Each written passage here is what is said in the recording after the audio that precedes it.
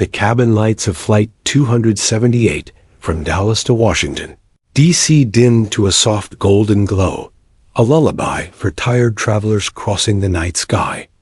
The hum of the Boeing 737's twin engines was steady, rhythmic, the kind of sound that lulled even the most anxious passengers into uneasy comfort. A baby whimpered somewhere near the back. A businessman typed furiously on his laptop, and a pair of teenagers giggled over shared earbuds. Above the scattered murmurs of the cabin, flight attendants moved gracefully, offering coffee refills and the occasional reassuring smile. In seat 14A, Captain Sarah McNeil rested her head against the window, her dark hair tied loosely, her jacket folded neatly in her lap. She had spent the past 3 days in Texas, attending a veterans charity event, shaking hands, smiling for photos, and speaking on the stage about life after service. She'd stood in front of hundreds, recounting missions she rarely wanted to remember. Now, finally, she was going home to Washington, where her apartment waited, quiet, half-lit, and filled with the memories she didn't talk about. Sarah was 41, a retired U.S. Air Force fighter pilot with a face that carried both strength and exhaustion. Once, she'd flown the F-15E Strike Eagle across combat zones, dodging anti-aircraft fire and making split-second decisions that meant life or death. She'd been called Iron Heart McNeil by her squadron, not for her fearlessness, but for her ability to stay calm when others panicked. That calmness had carried her through 12 years of service. It had also cost her more than she'd ever admit. Tonight, however, Sarah wasn't a soldier. She wasn't a pilot. She was just another passenger trying to make it home. She stretched her legs, took a sip of water, and smiled faintly at the woman beside her, a young mother cradling a toddler wrapped in a blanket, decorated with cartoon airplanes. The woman smiled back, tired but grateful. "You look like you could use some rest," she said softly. Sarah chuckled. "That obvious?"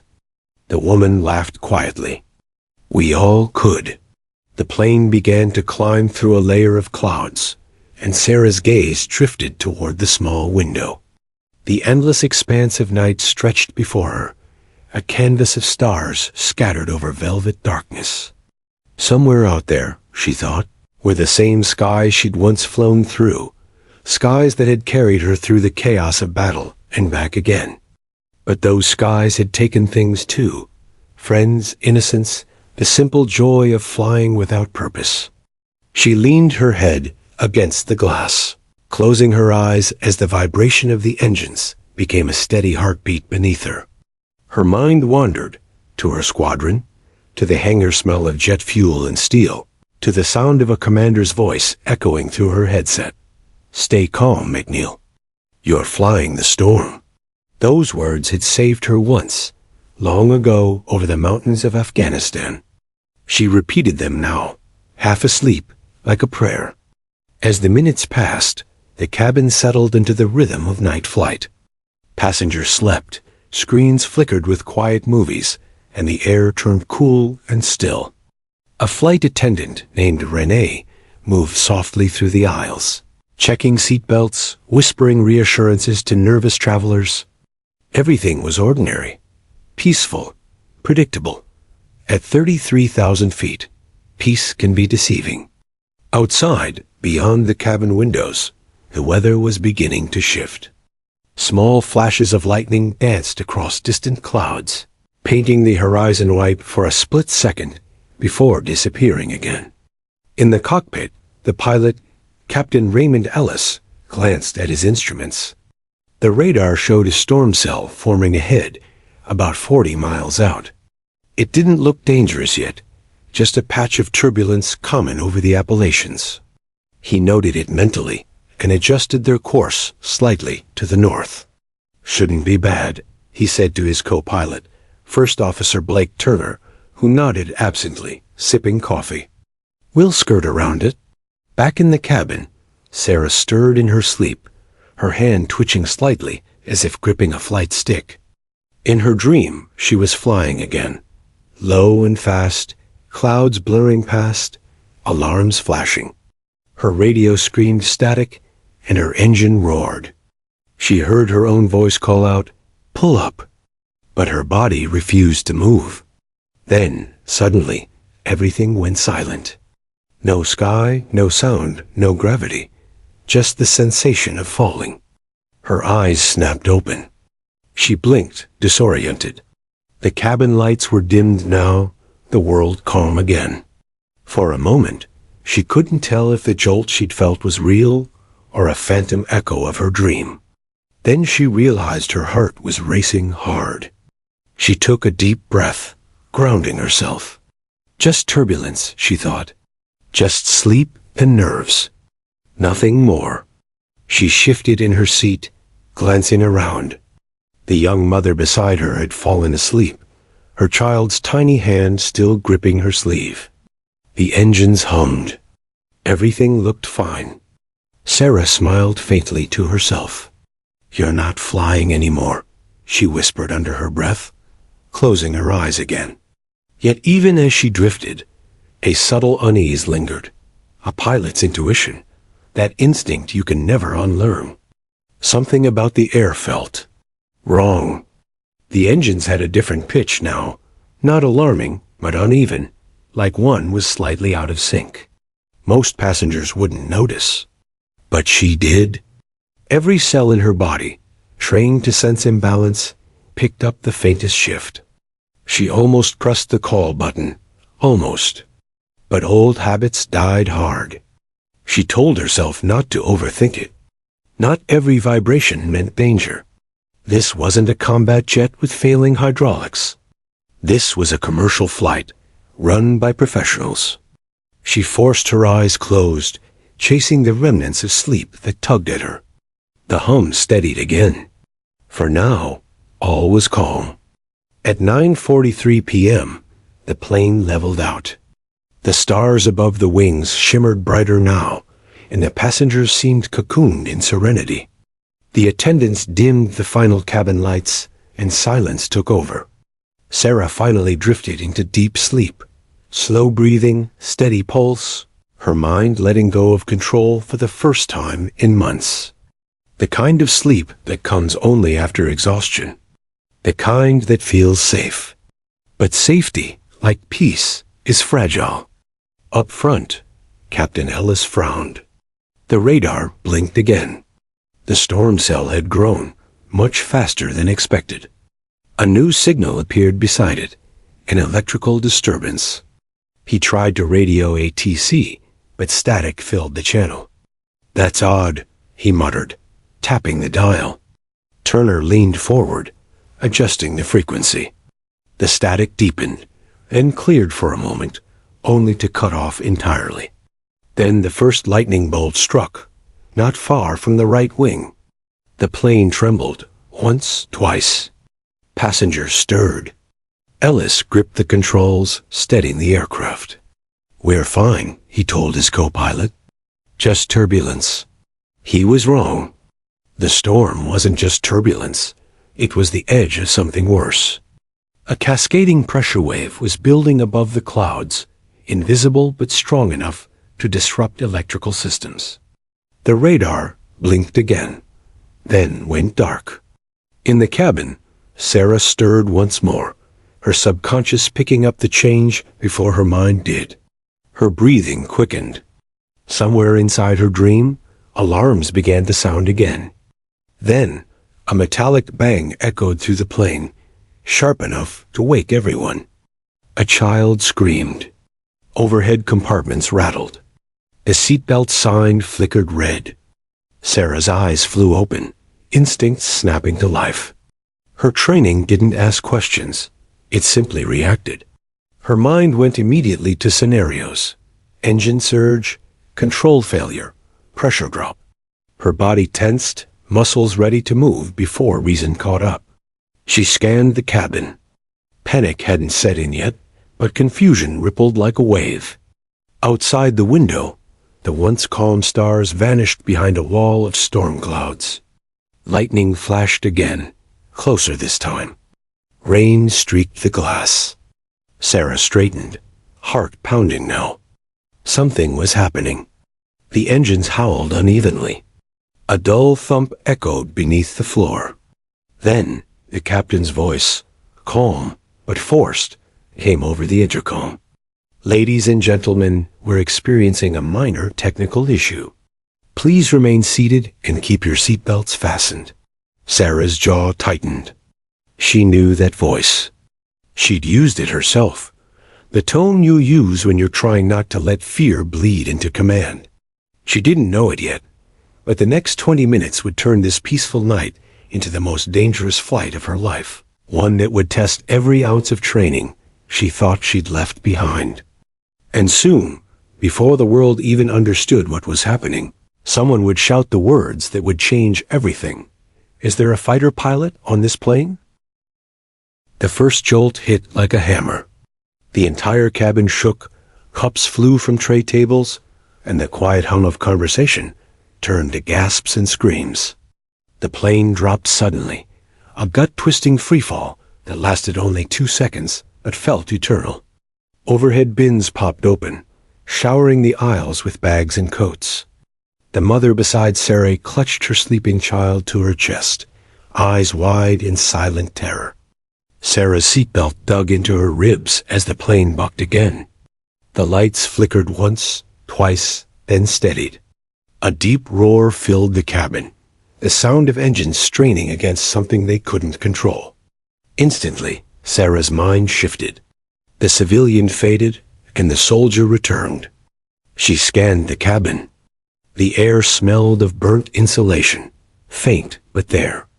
A mechanical problem, not just turbulence. Her pulse spiked, but her expression stayed calm. Years of combat had taught her that panic spreads faster than fire. The crew was moving, voices tight but composed, securing loose items, checking passengers. Good, they were trained, but not for what was coming. The intercom cracked to life. Ladies and gentlemen, please remain seated and fasten your seatbelts. We are experiencing some unexpected weather activity. The captain's voice was firm, but strained. Sarah recognized that tone, professional composure with a tremor beneath it. The kind of voice that hides the truth, because the truth would cause chaos. The aircraft jolted again, harder. Someone screamed. A coffee pot shattered near the galley. The aisle lights dimmed, flickered, then steadied again. Sarah leaned forward slightly, gripping her seat armrests. Her instincts screamed that something wasn't right.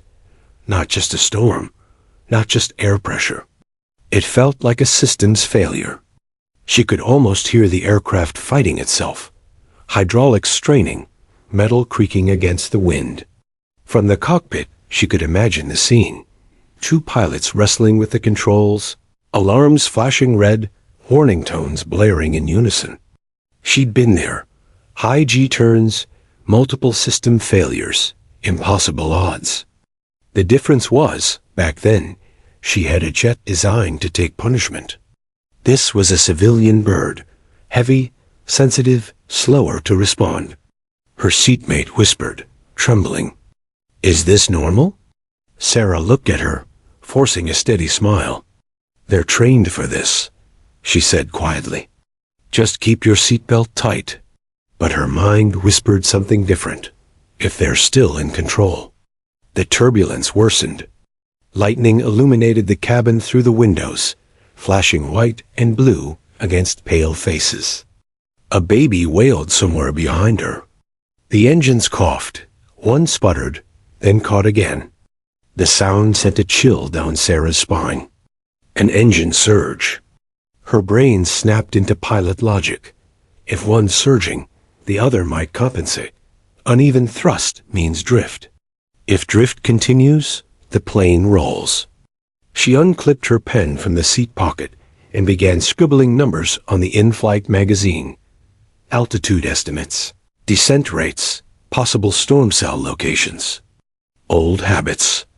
Useless here, maybe, but her mind needed to calculate to stay calm. The plane banked sharply left. Gasps filled the air. A tray table slammed shut on someone's hand. The lights flickered off completely. Darkness swallowed the cabin for 3 seconds. In those seconds, fear became tangible. Then, dim emergency lights blinked on, bathing the aisle in red glow. Sarah turned toward the aisle just as a flight attendant stumbled, catching herself on a seat. She was shaking. Sarah grabbed her arm gently. "What's going on?" The attendant's lips trembled. They said, "Some kind of control malfunction. They're trying to regain balance." Sarah's gut twisted. Control malfunction, the same phrase she'd heard before a crash during training 20 years ago. It meant loss of either hydraulic control or computer assistance, both deadly in weather like this. The intercom came alive again, but this time the captain's voice cracked. "Flight crew, prepare for turbulence." Everyone remain. Static swallowed the rest. Then, a sharp bang echoed from outside the fuselage, followed by a violent roll. The plane tilted hard right, sending drinks, phones, and people sliding across the aisles. Screams erupted. The oxygen masks dropped suddenly, swinging wildly. The hiss of pressurized air filled the cabin. Sarah's hand shot to the mask instinctively, placing it on her face with practiced precision. Her voice was calm, steady, controlled, the tone of command. "Masks on. Tighten the straps. Breathe slowly." Her words carried farther than she expected, cutting through the chaos. People followed her lead, mimicking her movements. Even in darkness, authority had a sound, and she had it. The aircraft began to level out slightly. The shaking eased, but not completely. The smell of burnt plastic grew stronger now. Something electrical was failing. Sarah's heartbeat steadied, her mind calculating. If the autopilot was compromised, they were flying manually in unstable air. The question wasn't if they could keep altitude. It was for how long. She thought about the cockpit again. 2 pilots, one likely handling the stick, the other troubleshooting electrical systems. The strain must be unbearable. Without full control, even the smallest input could send the plane rolling again. She remembered the phrase her flight instructor had once told her. "You never truly control the sky, Sarah. You just negotiate with it." She exhaled slowly. Right now, that negotiation was turning into a fight. The turbulence came back with vengeance. A violent downward drop through stomachs into throats. People screamed prayers, clutched seats, held hands with strangers. Sarah gritted her teeth as the plane pitched, the G-forces pressing her into the seat. She'd felt this kind of movement before, not from turbulence, but from stall recovery. No, they wouldn't stall a 737. Would they?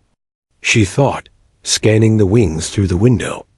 The navigation lights flickered erratically. Her hands tightened around the armrest, the old reflex of gripping a control stick flooding back. Then suddenly, silence. The engines steadied. The shaking slowed. The plane leveled out again, hovering in uneasy calm. The red lights bathed the cabin like embers after a fire. The intercom crackled again, faint but audible. "This is your captain speaking. We've regained some control. Please stay seated. We're working on a solution." He sounded drained, like a man trying to speak while holding his breath. Sarah closed her eyes, taking one slow inhale. The worst wasn't over. The tone said it all.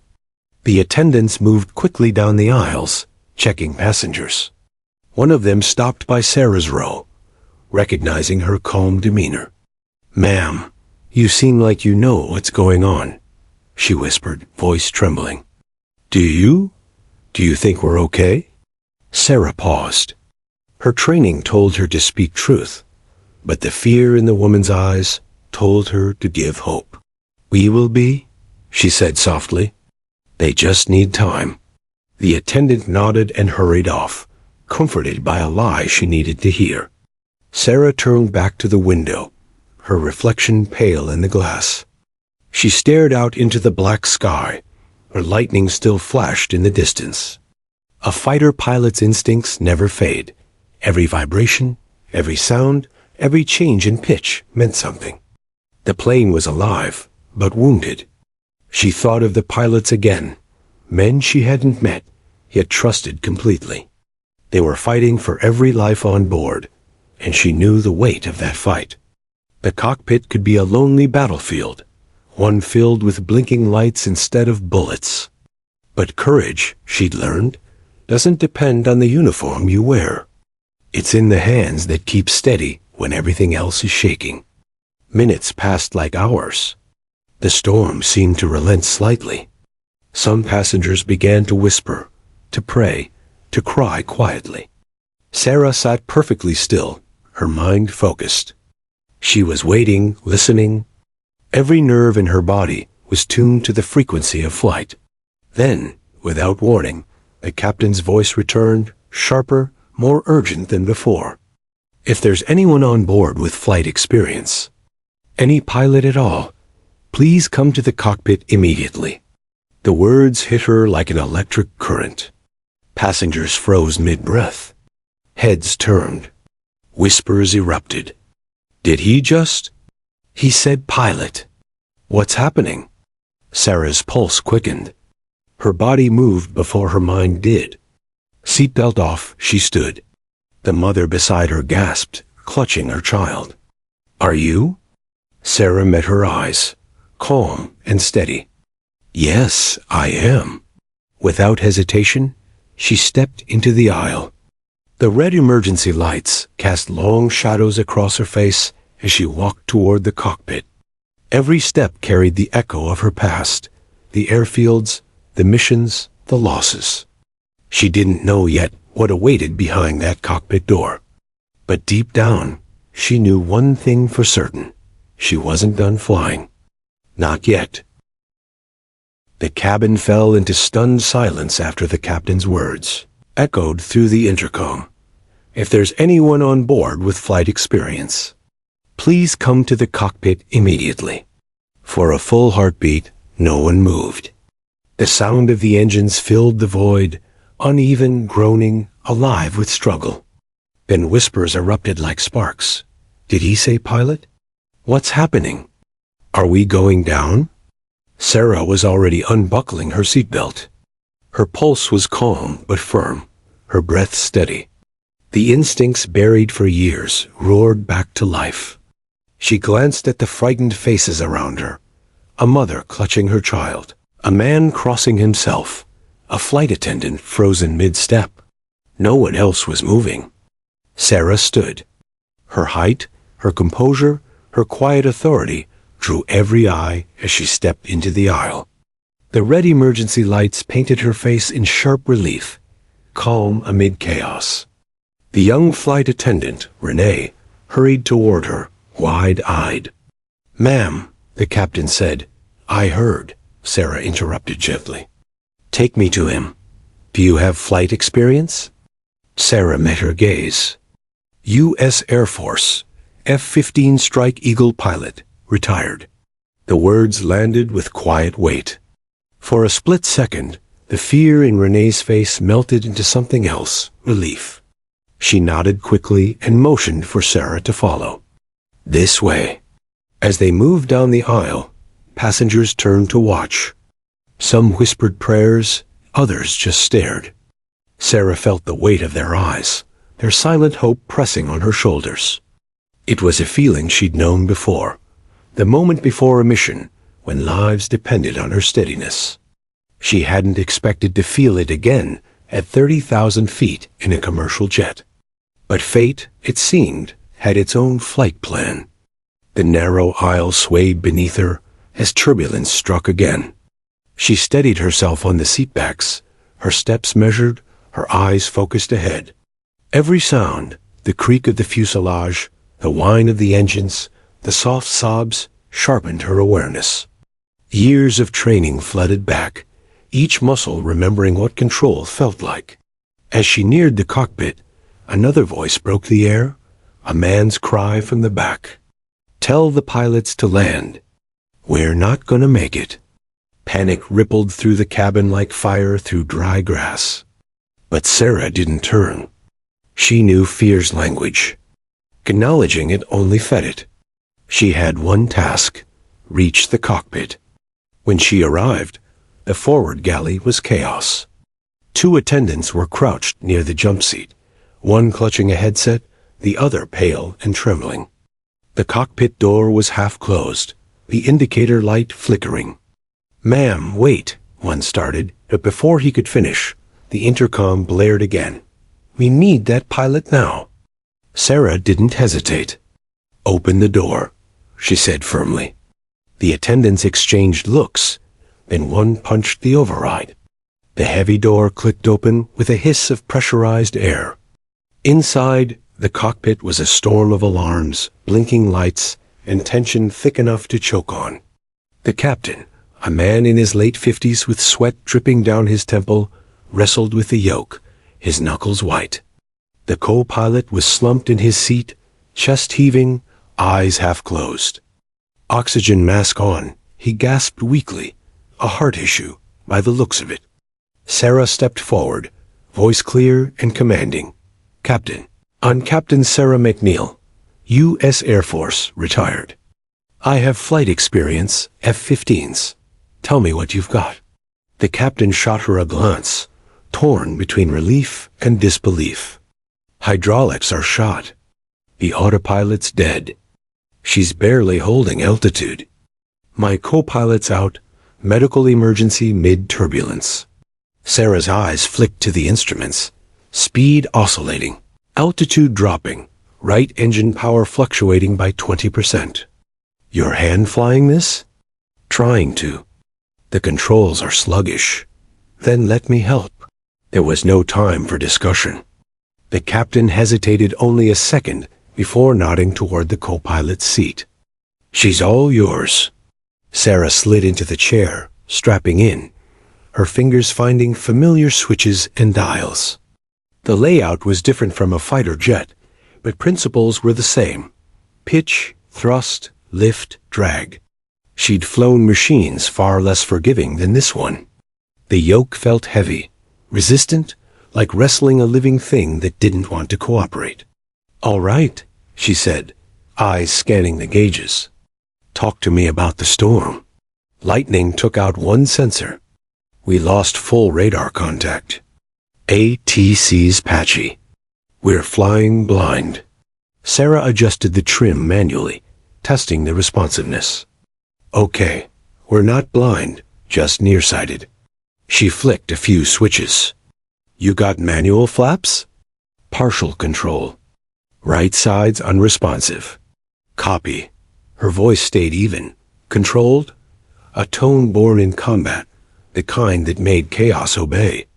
Behind them, the cabin's muffled noise felt distant.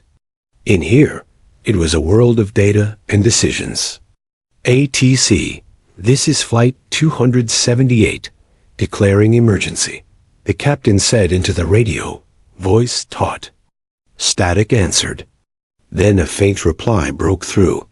"Flight 278, roger. Copy emergency. You're not showing on our radar, over." Sarah cursed under her breath. "They can't track us?" "Storm interference," the captain said. "All right, we'll have to guide ourselves." "What's our heading?" 095. "Good. Let's keep it steady. Nose down 3 degrees. We'll level at 21,000 feet and stabilize airflow." The captain looked at her, surprised. "You still got it." She didn't smile. "It never leaves you." The plane bucked again, and alarms blared, stall warning. Sarah reacted instantly, cutting thrust on one engine, increasing the other. The aircraft leveled slightly. "Easy, easy," she murmured to herself, every move precise. "Come on, girl. Stay with me." The shaking eased. The stall warning stopped. The captain exhaled shakily. "You just saved us from dropping out of the sky." Sarah kept her eyes forward. "Not yet. We're still in the storm. They flew in silence for a moment, listening to the wind batter the fuselage. The storm outside flashed like artillery, bright bursts illuminating sheets of rain. The cockpit lights reflected in Sarah's eyes, glowing red and amber. Her mind was calm, even as her heart raced. This was her world again. Danger, control, and the fine line between both. She glanced at the co-pilot, still semi-conscious. "We need a medic up here." The captain nodded, pressing the intercom. "Cabin crew, send any medical personnel to the cockpit immediately." The radio crackled with faint static. ATC came back. "Flight 278. Confirm you're declaring Mayday." "Confirmed," the captain replied.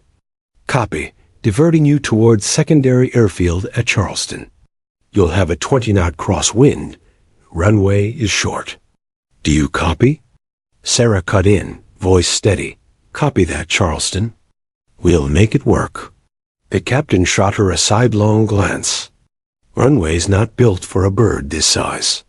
Sarah's eyes stayed on the horizon. Neither were Afghan valleys. "We'll land." The cockpit fell quiet again. The storm still howled, but the plane was finally steady. Sarah's hands never left the controls. Her breathing steady, her focus absolute.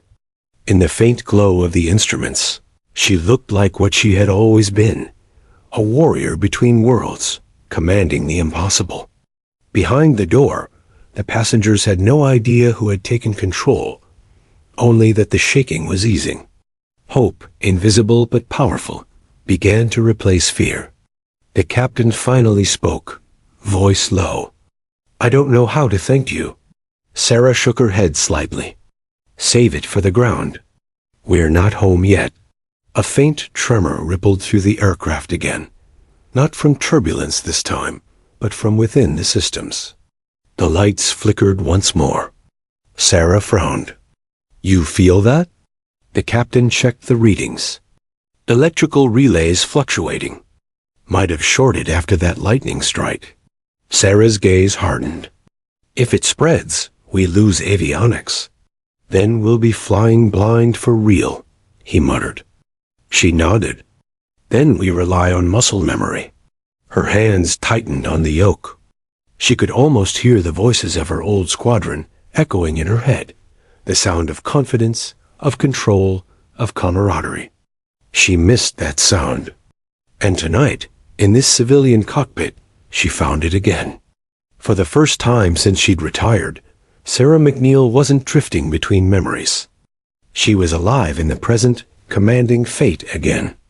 And outside, as the storm clawed at the plane, it seemed even the sky bowed to her steadiness.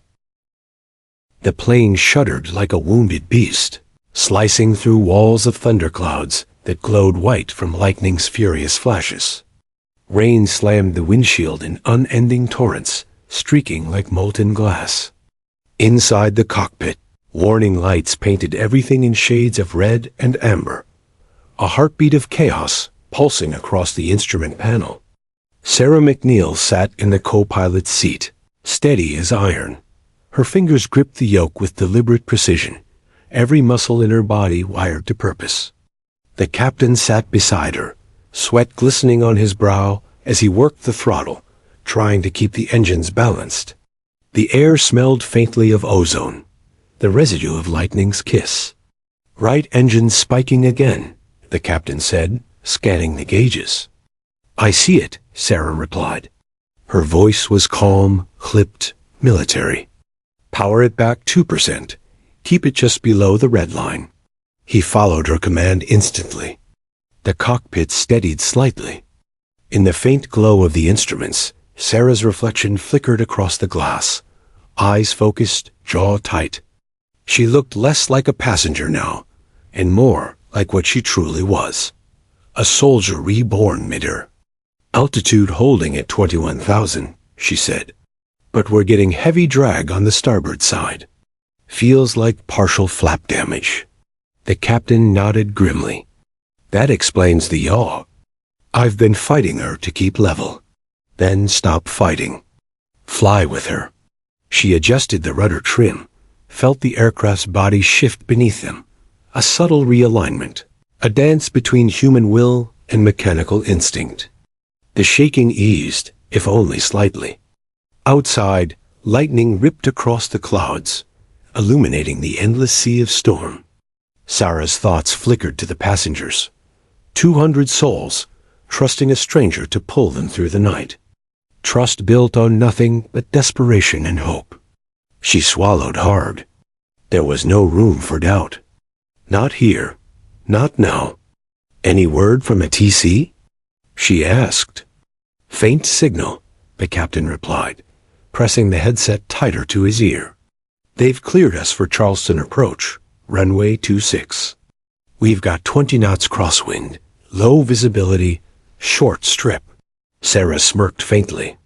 Reminds me of Kandahar. The captain glanced at her. You've landed in worse, haven't you? She nodded once. You could say that. A sudden jolt rocked the plane. The cockpit lights flickered again. Both pilots instinctively grabbed the controls. The altitude alarm wailed, sharp and accusing. What was that? The captain barked. Sarah scanned the readouts. Left aileron sluggish, maybe jammed. We've got partial control. Can we still turn? Slowly. But we're not doing any fancy maneuvers. She leaned forward, speaking through gritted teeth. We'll need to start descent soon. We can't stay at this altitude. We'll burn fuel too fast with the engine imbalance. Agreed, the captain said. You take lead. Sarah exhaled deeply, her voice steady as she keyed the radio. Charleston Control, this is Flight 278, declaring Mayday. We are commencing emergency descent through 20,000 to 10,000. Respond if you copy. Static. Then a broken reply. ... Flight 278. Radar intermittent. You're cleared? Maintain heading 0-9-5. Expect vectors. Runway 26. Sarah smirked. We'll take it. The captain gave a small, almost disbelieving laugh. You're too calm for this. I've been shot at in worse skies, she said simply. This one just growls louder. The plane began to descend, nose dipping slightly as she carefully adjusted the yoke. Through the cockpit windows, the storm raged like a living creature. Flashes of white fire, roaring wind, and sheets of rain that looked solid enough to touch. Deploying flaps to 5, she called. Confirmed, the captain said. Speeds holding at 270 knots. Every second felt eternal. The plane trembled, the air thick with tension. Then a muffled thud. The right wing dipped sharply. Sarah's instincts flared. Counter-thrust, now. She barked. The captain reacted instantly, powering up the left engine. The aircraft rolled, groaned, and then leveled again. For a long moment, neither spoke. The rain thudded against the glass like relentless applause. Sarah finally broke the silence. That was close. The captain nodded. Too close. Then, from behind them, a voice called through the cockpit door. Captain! Medic reporting. The door opened slightly, and a young woman, mid-30s, wearing a gray sweatshirt, stepped in, clutching a small medical bag. I'm a trauma nurse, she said breathlessly. You needed help? Sarah gestured toward the slumped co-pilot. He's all yours. He went down mid-flight. Check vitals. Stabilize him if you can. The nurse nodded, moving quickly. As she worked, Sarah and the captain kept their eyes forward, every movement synchronized now, an unspoken rhythm forged through crisis. Wind shear at lower altitudes is going to be hell, Sarah muttered. I know. You sure you're up for the landing? Sarah glanced sideways at him, her eyes sharp. I didn't come up here to quit halfway. He smiled faintly. Didn't think so. The nurse's voice broke in. He's weak, but stable for now. Pulse erratic, might be cardiac distress. Keep him on oxygen, Sarah said. Once we're down, the EMTs will meet us. The nurse nodded, bracing herself against the wall as turbulence struck again. The radio crackled. Flight 278, Charleston Tower, be advised, weather worsening. Visibility 2 miles. Crosswinds 30 knots. Fire and rescue standing by. Sarah and the captain exchanged a look. Not ideal, he said. When is it ever? She replied. The descent continued. The altimeter ticked down minus 18,000 feet. 16,000.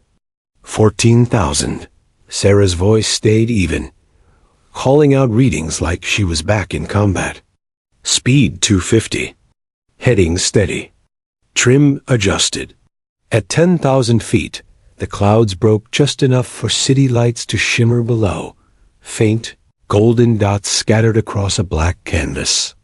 There's Charleston, the captain said, voice low with relief. Sarah nodded. I see it. We'll have to come in low and slow. Gear down early. Ease her in. Copy that. She keyed the intercom, her voice reaching the cabin for the first time. Ladies and gentlemen, this is Sarah McNeil. Some of you may not know me, but I'm assisting your captain in landing this aircraft. We've encountered a technical issue and some difficult weather, but we are in control and descending safely. Please stay seated, remain calm, and trust that we'll get you home. Her tone was measured, calm but commanding. It worked. In the cabin, silence fell. People clutched hands, prayed softly, or simply stared ahead, but the raw panic eased. Back in the cockpit, Sarah took a long breath. The hardest part was still ahead, landing a damaged jet in a thunderstorm on a short runway. Gear down, she ordered. The captain flipped the switch. The sound of hydraulics filled the air. The landing gear clunked into place. Flaps 15. Flaps 15 set. The radio blared again. Flight 278. Wind 32 knots cross. Gusting 38. You are cleared for final approach, runway 26. Sarah's grip tightened on the yoke. All right, she murmured. Let's bring this bird home. The runway lights appeared through the storm, faint, trembling lines in the distance. The plane bucked in the wind, jerking side to side. Crosswind correction, she called. Adjusting rudder, the captain said. Flaps 25. Throttle 230. Keep her steady. The storm screamed around them, the cockpit shaking violently. Rain hammered like bullets on the windshield. Sarah's knuckles were white, but her eyes were sharp, every movement controlled, precise. Speed 160, she said softly. Runway in sight, copy. Lightning split the sky again, and for a split second, the world went pure white. Then darkness, followed by the runway's ghostly lights. Sarah's voice dropped to a whisper. Easy, easy. The plane dipped, leveled, dipped again. The crosswinds howled like living things. Then, contact. The wheels slammed into the runway, bouncing once, twice, before catching. The engines roared in reverse thrust. Hold, Sarah shouted. Hold her steady. The aircraft skidded, veered slightly right, then straightened as the brakes screeched. The cabin shook, oxygen masks swaying overhead. And then, silence. The plane slowed. The thunder faded. The lights flickered back to life. Sarah sat back, her hands trembling slightly now that it was over. The captain exhaled a long, shuddering breath. Touchdown, he whispered. Sarah smiled faintly. Told you we'd make it. As the plane rolled to a stop, applause erupted from the cabin behind them. Hundreds of voices cheering, crying, laughing. The nurse looked up from the co-pilot, tears in her eyes. He's alive. Sarah removed her headset, staring out into the rain-soaked runway where emergency lights flashed like stars. For the first time in years, she felt something she hadn't since her Air Force days: purpose. The wheels came to a complete stop on the rain-slick runway, a hiss of steam rising from the heated brakes. For a long, suspended second, no one moved. The air inside the aircraft was thick, not with fear anymore, but disbelief. 200 people, trapped between terror and awe, processing what had just happened. Then the cabin erupted. Cheers, applause, tears. Passengers stood despite the seatbelts on, light still glowing. Some cried openly, others clapped furiously. The energy inside that metal shell had shifted from despair to celebration, all in a heartbeat. Sarah McNeil sat motionless in the cockpit, staring through the windshield at the flashing emergency lights, painting the rain in streaks of red and white. Her breathing was steady, but her hands trembled slightly on the yoke. The captain turned to her, eyes glassy with relief. "You just landed a plane you've never flown," he said softly, in a storm that grounded every other bird in 100 miles. Sarah gave a faint smile. "She did most of the work," she said, patting the console. "I just helped her find her way down." He chuckled shakily. "That's not humility, that's miracle talk." Before Sarah could respond, the cockpit door burst open.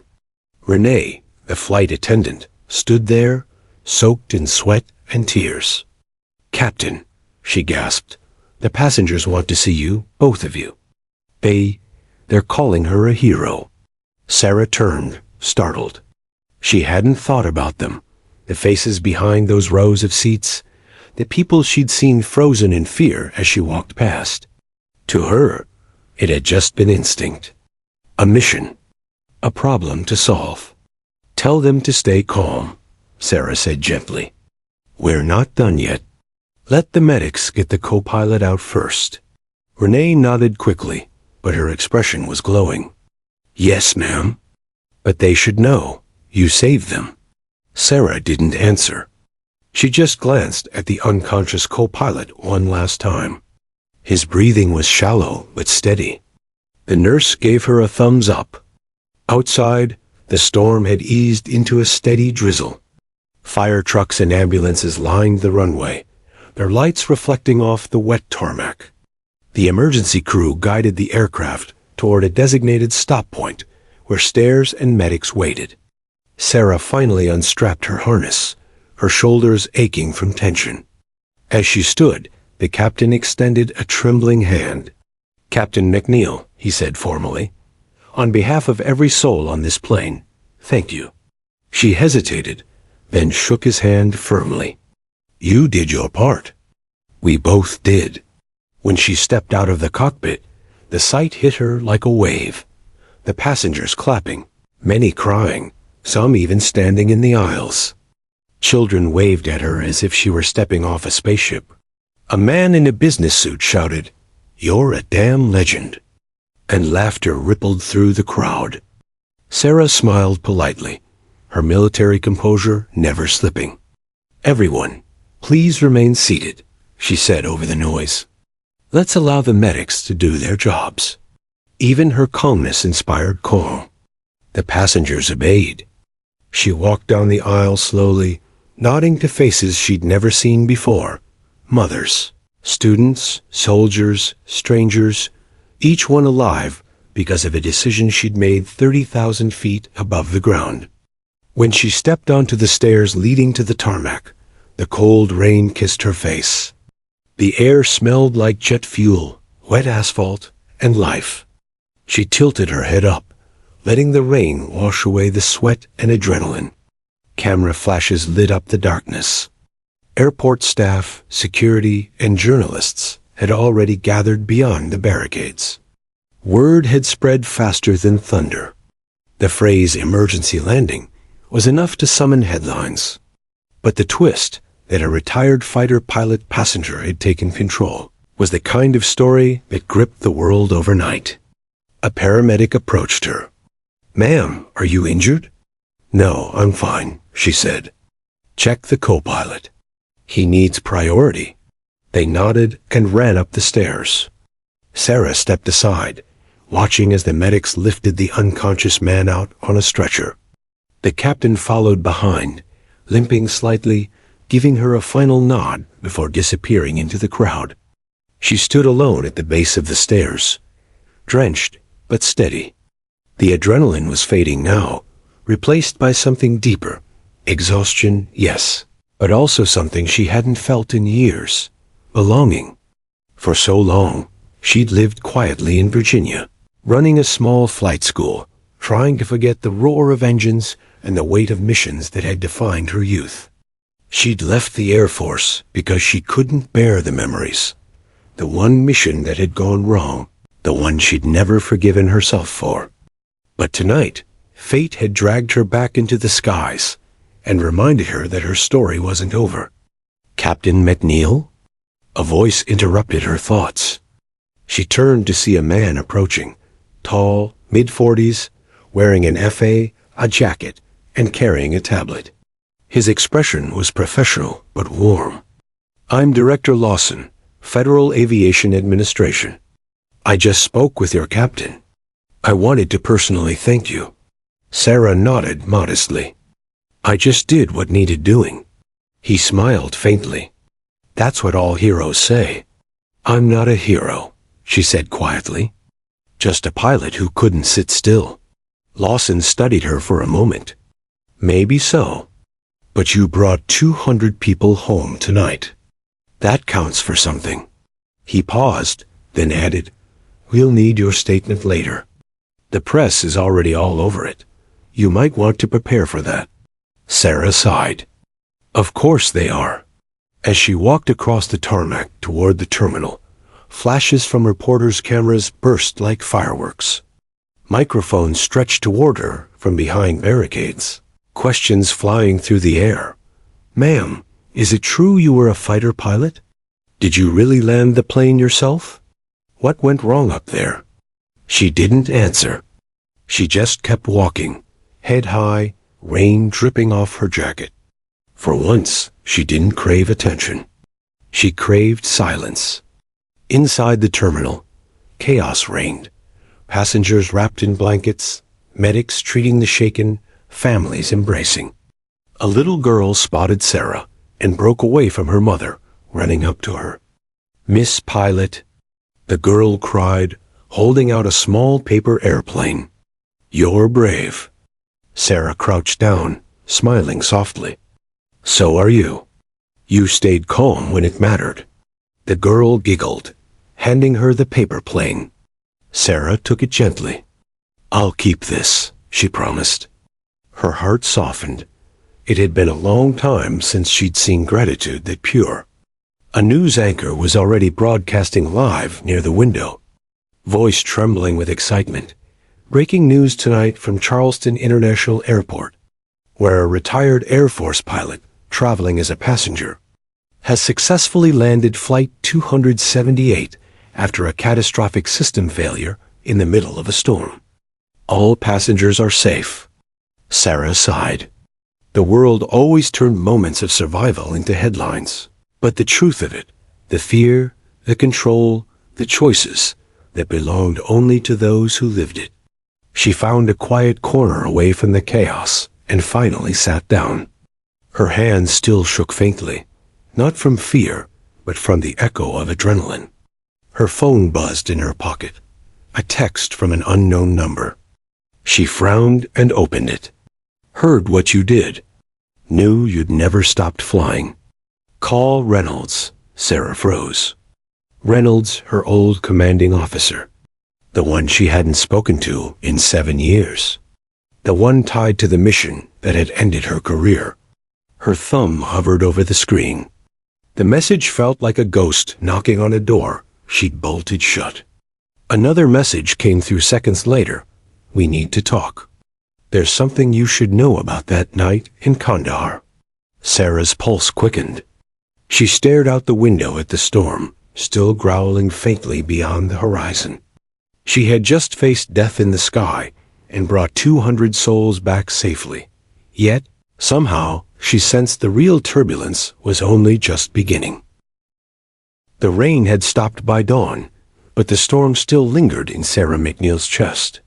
She sat in the quiet corner of the Charleston Airport lounge, a cooling cup of black coffee in her hand, watching sunlight cut through the mist outside the window. The night before felt like a fever dream. The alarms, the lightning, the impossible descent through chaos. Yet the world had woken up to it. Every screen in the terminal blared the same headline: Ex-fighter pilot saves 213 lives in mid-air crisis. Her photo was everywhere, taken from a passenger's phone, capturing her standing on the tarmac. Rain-soaked, eyes sharp, the look of command reborn. She had become a symbol overnight, of courage, of skill, of calm in catastrophe. But to Sarah, the noise meant nothing. She'd been called a hero before, and she knew what came after: silence, questions, and ghosts.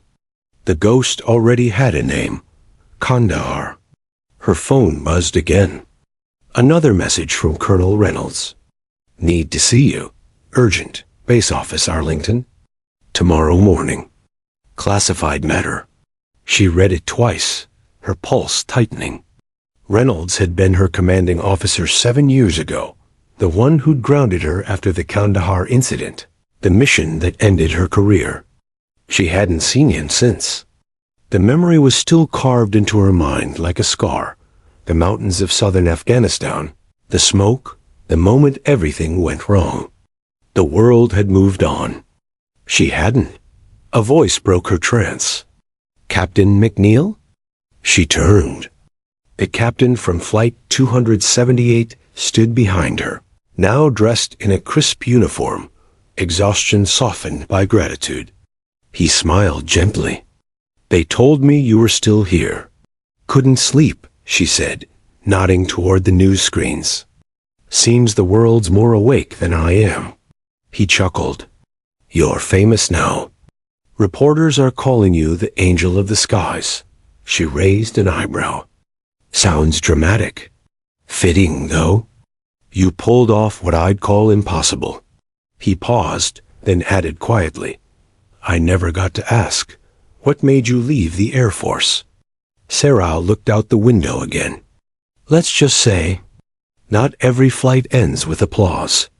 The captain studied her, sensing layers of pain behind her calm. But he didn't press. Instead, he extended his hand again. You saved me too, he said. Not just the passengers. You saved me. She shook his hand. Then we'll call it even. You kept the bird steady until I got there. When he left, Sarah sat back, exhaling deeply. The quiet after a storm was always deceptive. It made you think you were safe. But experience had taught her that silence was when the next storm began to build. The following morning, Sarah drove north. The highway stretched endlessly, lined by autumn trees shedding gold leaves. Her old pickup truck hummed like an aging veteran, reliable, scarred, but still running. Her destination, Arlington Air Command Office. The guard at the gate recognized her name instantly, his expression changing as soon as he scanned her ID. Ma'am, Colonel Reynolds is expecting you. She parked, took a long breath, and stepped out. The air smelled of jet fuel and history, the same scent she'd tried to forget. Inside, the corridors were sterile and silent. Every step echoed off white tiles. Officers in crisp uniforms passed her, some nodding, others whispering. They'd seen the news. The legend of Flight 278 had already reached the Pentagon. When she reached Reynolds' office, the door was already open. He stood behind his desk, older now, gray-haired, still carrying the presence of a man who'd led men into hell and brought some of them back. Sarah, he said, his voice low but steady. You haven't changed. She smiled faintly. You have. Less yelling these days. He chuckled, motioning for her to sit. Age has that effect. For a moment, silence stretched between them, filled with unspoken memories. Finally, Reynolds slid a classified folder across the desk. The cover bore her name, McNeil, Sarah L. Kandahar Incident, 2018. Her heart thudded once. I thought this was sealed. It was, he said. Until last month. Someone reopened it. Higher up. Why? Because your name's on every news channel. The Department of Defense doesn't like surprises, especially when one of their ghosts resurfaces in headlines. Sarah frowned. So I'm being investigated again? Not exactly. They're curious. She opened the file. The first page was a report, her own debrief statement, written in tight, formal handwriting. But then she noticed something new, redacted lines replaced with unsealed ones. Her eyes froze on a paragraph she'd never seen before. Primary mission objective, compromised due to false coordinates supplied by internal source. Subsequent loss of civilian transport was not pilot error. Sarah's breath caught. Wait, false coordinates? That's not what I was told. They blamed me. Reynolds nodded slowly. I know. That's why I called you. 7 years ago, she'd been leading a night sortie to escort a civilian aid convoy through a mountain pass. The operation had gone wrong. The convoy had been ambushed. Communications jammed, and a transport plane had crashed under her command. 4 civilians and 2 soldiers were killed. The investigation had pinned it on her. Pilot misjudgment in poor visibility. It had ended her career. But now, the words in front of her rewrote history. Someone fed you bad data, Reynolds said quietly. A mole inside command, linked to an intel leak. It was buried. Classified beyond reach. Sarah clenched her fists. You knew this? I suspected. But I couldn't prove it. Until now. She pushed the folder away, anger tightening her chest. 7 years, Reynolds. 7 years of silence, while everyone thought I was the one who failed. I know. You let me take the fall. He met her gaze. I didn't have a choice. If I'd gone public, we'd both have been buried. Sarah stood, pacing the room. So why tell me now? Because the man who falsified those coordinates just resurfaced. She froze. Who? His name's Daniel Cross, civilian contractor. He was part of the ops team back then. Disappeared after Kandahar. 2 days ago, he booked a flight from Dubai to New York using a new alias. Sarah stared at him, realization dawning. Flight 278. Reynolds nodded grimly. He was on that plane. The world tilted for a second. The image of the frightened passengers came rushing back, faces blurring together in the chaos. She'd saved them all, not realizing one of them was the man who had destroyed her life. Reynolds continued, We don't know his intentions. But the odds of him being on that same flight? It's too precise to be coincidence. Sarah's heartbeat quickened. You think the system failure? Could have been sabotage? Reynolds finished. That storm didn't knock out both engines. The black box data shows power fluctuations before the lightning strike. She sank back into the chair, her pulse roaring in her ears.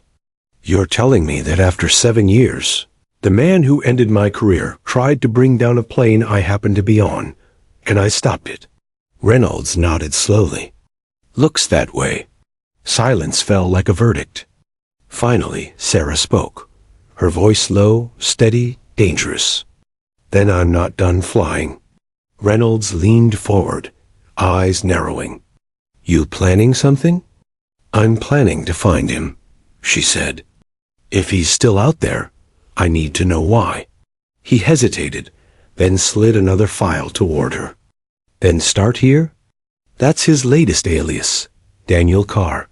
He's already gone underground again. But if there's anyone who can track him, it's you. Sarah took the file, her fingers brushing the manila edge like a trigger. She looked out the window. The sky was clear now, impossibly blue. The kind of sky pilots dream about. "I flew through hell last night," she murmured. "Seems I didn't come back alone." Reynolds watched her go, a knowing sadness in his eyes. Outside, Sarah walked toward her truck, a classified file tucked under her arm. Her reflection glinted off the windshield. A soldier reborn, not by war, but by purpose. The wind carried the faint echo of engines overhead, a passenger jet climbing toward the horizon.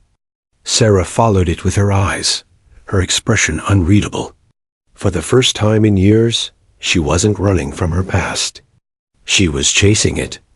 And somewhere out there, among the millions of faces and flights, the man who had ruined her life had no idea that the woman he tried to destroy had already pulled him back into the storm. Sarah McNeil hadn't felt this kind of clarity in years.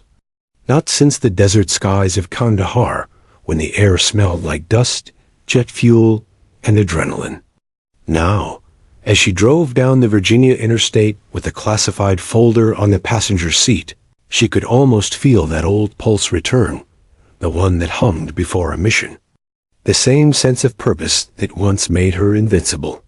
The file was slim, but heavy with secrets. Inside were a few pages, grainy photos, financial logs, and a name that had haunted her in dreams and reports alike, Daniel Cross. According to Colonel Reynolds' file, Cross had been working as a civilian contractor during the Kandahar mission. After the incident, he vanished, erased himself from databases, changed identities, moved through shell companies in Europe, Dubai, and finally, back into the U.S. under the alias Daniel Carr. And he had been on Flight 278, the very plane she saved. Coincidence? No, Sarah didn't believe in coincidences. Not in the air, and not in life. She pulled over at a rest stop, parked beneath a row of swaying pines, and spread the papers across the hood of her truck. The wind tugged at the corners as she scanned the documents again. A photograph caught her attention, blurry, taken from airport surveillance. It showed Cross boarding a plane. He looked older, beard trimmed, eyes hidden behind aviator glasses. But the cold calculation in his posture was unmistakable. Beneath the photo was a time stamp, 12 hours before Flight 278 took off. That meant he'd boarded with a plan. And if what Reynolds said was true, if the blackout and the engine loss weren't caused by the storm, then Cross hadn't just been a passenger. He might have been testing something. Sarah took out her phone and dialed a familiar number. It rang once, twice, then a voice answered. McNeil. It's been a long time. She smiled faintly. Too long, Ortiz. Major Luis Ortiz, her former co-pilot from her Air Force days. He'd been there during the Kandahar operation, the only one who'd believed her when command said it was pilot error. Now he worked in D.C., buried deep in defense tech. What's this about? He asked, suspicion lacing his voice. You vanished for years and suddenly you're calling from a restricted number? I need intel, she said. A name, Daniel Cross. Civilian contractor, Afghanistan, 2018. A pause. That's classified. I know. I also know you still owe me one. He exhaled slowly. You never forget debts, do you? Not the ones that matter. Ortiz hesitated, then said, Meet me tonight. Lincoln Memorial. Midnight. The line clicked dead. The city was asleep when Sarah arrived in D.C. The reflecting pool shimmered under moonlight, still and ghostly. She waited near the marble steps, coat collar turned up against the cold. Ortiz appeared a few minutes later, dressed in civilian clothes, his gait brisk and cautious. He hadn't changed much, same square jaw, same intensity, but the years had etched a wary look into his eyes. You look like hell, he said, smirking faintly. Thanks, she replied. Feels like it too. He handed her a small flash drive. You didn't get this from me. Understand? She nodded. Ortiz continued, lowering his voice. Cross was part of a private defense group called Helios Dynamics. They handled satellite mapping and target logistics for covert ops. After Kandahar went wrong, Helios buried everything: personnel files, mission data, communication logs. But here's the twist. 3 months ago, Cross reactivated one of Helios' satellite codes. Under a new project name, Ether Protocol. Sarah frowned. What's that? Black Project. No official existence. But from what I dug up, it's related to aviation systems, digital autopilot manipulation. In simple terms, hijacking control remotely. Sarah's pulse kicked up. So he could take down planes without stepping into a cockpit. Exactly. The realization hit hard. The engine loss, the blackout, the mid-air chaos. It wasn't the storm. Cross had been testing Ether Protocol, and she had unknowingly stopped his live demonstration. Ortiz added quietly, the Dodd doesn't want this public. It would destroy confidence in air travel. That's why they reopened your case, to track him down before he tries again. Sarah clenched her jaw. Then we find him first. Ortiz shook his head. McNeil, this isn't the Air Force anymore. He's not just rogue. He's protected. Private investors, military ties, maybe even internal support. Then I'll burn through all of them, she said coldly. I owe him a debt. Ortiz sighed. You always did love impossible missions. And you always followed me into them. He smirked. Don't remind me. Before leaving, he said softly, be careful, Sarah. He's not the same man you remember. And if he knows you're alive, you're already a target. By dawn, Sarah was back on the road, flash drive plugged into her laptop. Ortiz had encrypted the data, but she'd learned enough hacking skills in her downtime to crack it open. Lines of code and coordinates filled the screen. Flight paths, system access logs, and one location repeatedly highlighted in red. Houston, Texas. It wasn't random. Houston was home to Helios Dynamics' old logistics division, officially shut down, but the coordinates pointed to a hangar near an inactive airstrip on the city's outskirts. Sarah's reflection in the laptop screen was sharp, focused. She knew where to go next. As the highway stretched endlessly westward, she rehearsed the plan in her mind. No backup, no command. Just her instincts, and 7 years of unfinished business. That night, she reached Houston.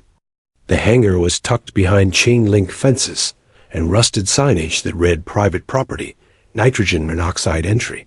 From a distance, it looked abandoned. But Sarah had learned long ago, nothing in the shadows of military secrecy was ever truly empty. She parked a mile away, approached on foot, and watched through binoculars. Light flickered inside. Men moved in silence, unloading crates from a black van. The faint hum of machinery echoed through the still night air.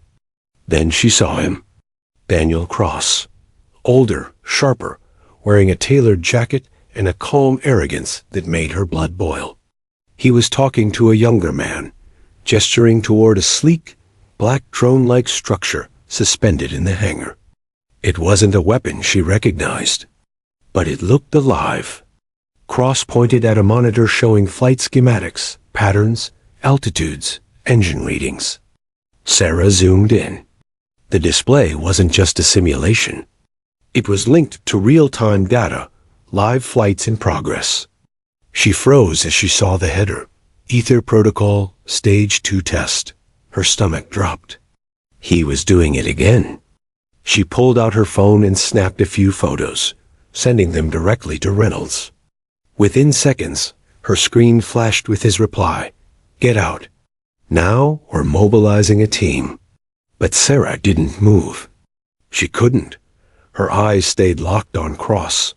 She wanted to walk in there, confront him, tell him that she had survived everything he'd tried to erase. Instead, she whispered to herself, "Not yet." Then, a sudden sound. A beam of light cut across the darkness. A guard had spotted movement. Sarah ducked, heart pounding, crouching behind a crate. Footsteps crunched closer. Her mind raced. She couldn't be caught, not now. Not before she knew what Cross was planning. The guard's flashlight passed inches from her face before sweeping away. She waited, breath held, until silence returned. Then she slipped back through the fence, melted into the night, and vanished down the dirt road. When she finally stopped to breathe, she looked back once more at the hangar, glowing faintly against the horizon. The storm that had started at 30,000 feet wasn't over. It was just coming back down to earth. The night air hung heavy with humidity and tension. Sarah McNeil crouched in the shadows at the Houston outskirts, eyes locked on the hangar that now pulsed with faint light from inside. Her muscles were coiled, every instinct alive. After 7 years of running from ghosts, after saving Flight 278, after uncovering Cross's plot, the moment she had been preparing for had finally arrived. Inside the hangar, Daniel Cross moved with precision, every step calculated, every gesture deliberate. The sleek drone-like craft hovered above a table, wires snaking into a bank of monitors displaying live aviation data. Civilian flights, private jets, even a regional airliner, all highlighted with digital readouts. Stage 2 of Ether Protocol. Sarah's jaw tightened. He had been testing a system designed to override autopilots remotely. With this, a single operator could manipulate commercial aircraft, creating chaos for profit or revenge. And she had stumbled into the middle of it. She dialed Colonel Reynolds' secure line. "Report," he said, voice tight with urgency. "He's inside," she whispered. Stage 2 in progress. Drones, flight schematics, real-time feeds, all connected. "Do not engage," Reynolds warned. "Teams en route. You wait." Sarah exhaled slowly. Waiting was foreign to her. She was a pilot. Action was her currency. But she knew the wisdom of patience. Even legends sometimes needed to let the storm reach its apex before striking. Minutes dragged. Then, a spark of movement on the monitors. A pattern emerged. Cross was selecting flights.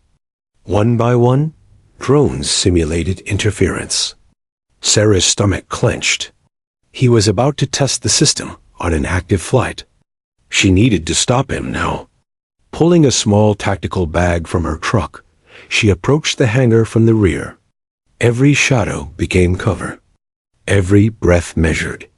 She slid the door open slightly and peered inside. Cross hadn't noticed her yet. He was murmuring to himself, running through a sequence on the keyboard, his focus absolute. Sarah's military training surged forward. She crept to the nearest console, bypassing security panels with practiced ease. In seconds, she had looped a software patch, a digital mirror that could reverse any command initiated by Ether Protocol. A warning beep. Cross's head snapped toward her. His eyes widened with recognition, not fear, but fury. "Sarah McNeil," he hissed. "I should have known you'd survive. Again." She straightened, hands visible. "It ends tonight, Cross. No more tests, no more deaths."